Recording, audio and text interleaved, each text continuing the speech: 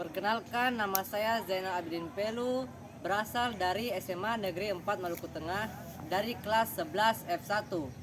Di sini saya akan memberikan materi tentang pelajaran informatika, yaitu cyber security, yang diberikan oleh Ibu Dereni Tuapetel. Jadi kita langsung saja masuk pada awalnya. Jadi apa itu cyber security?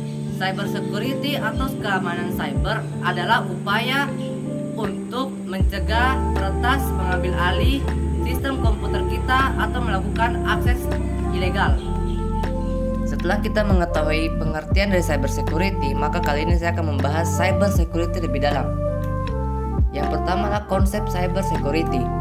Cyber security mengacu pada praktik memastikan confidentiality, kerahasiaan, integritas, dan availability, ketersediaan informasi. 3 poin ini dikenal sebagai CIA triad.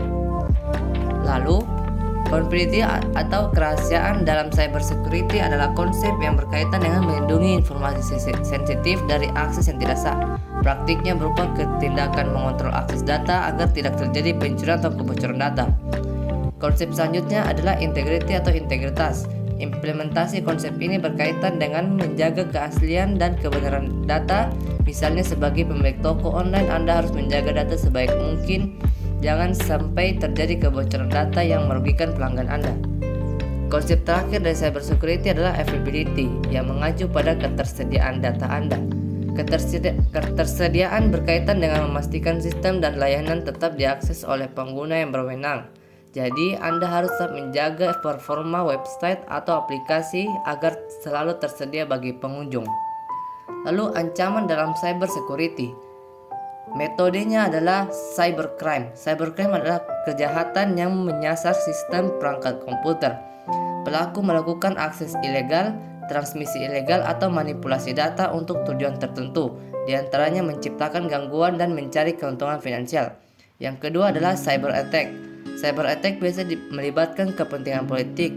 Aktivitas ini berusaha mengumpulkan informasi, mencuri data, hingga mengambil alih sistem targetnya.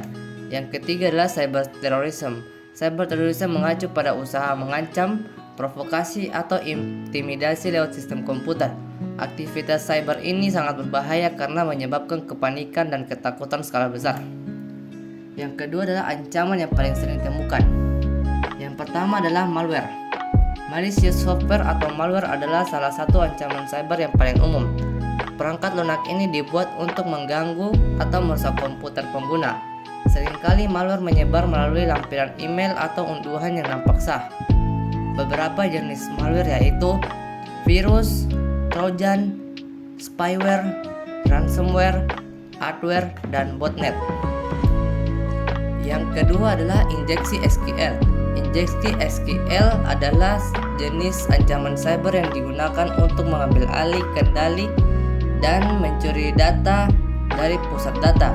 Penjahat cyber memanfaatkan kerentanan dalam aplikasi berbasis data untuk memasukkan kode berbahaya ke dalam basis data melalui pernyataan SQL. Ini memberikan mereka akses ke informasi sensitif yang dapat dalam pusat data. Ketiga adalah phishing. Jika Anda pernah mendapatkan email yang nampaknya berasal dari perusahaan yang sah dan meminta informasi pribadi, bisa jadi Anda menjadi target phishing. Serangan ini sering digunakan untuk menipu orang agar memberikan data dan informasi pribadi. Yang keempat adalah serangan man in the middle. Serangan cyber ini berbentuk penyerapan komunikasi antara dua individu untuk mencuri data. Misalnya pada jaringan WiFi yang tidak aman, penyerang dapat mencegat data yang dikirimkan kepada dari perangkat ke jaringan korban. Yang terakhir adalah serangan denial of service. Serangan cyber mencegah sistem komputer memenuhi permintaan yang sah. Caranya dengan membanjiri jaringan dan server dengan traffic sehingga sistem tidak bisa dijalankan. Lalu cara mengatasi cybercrime adalah antara lain selalu update software Anda, pasang antivirus, buat kata sandi yang kuat, waspada email dari pengirim yang tidak dikenal.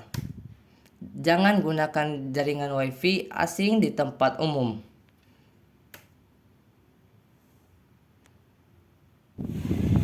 Jadi itu saja materi yang bisa saya jelaskan. Semoga video ini bermanfaat untuk kita semua. Terima kasih.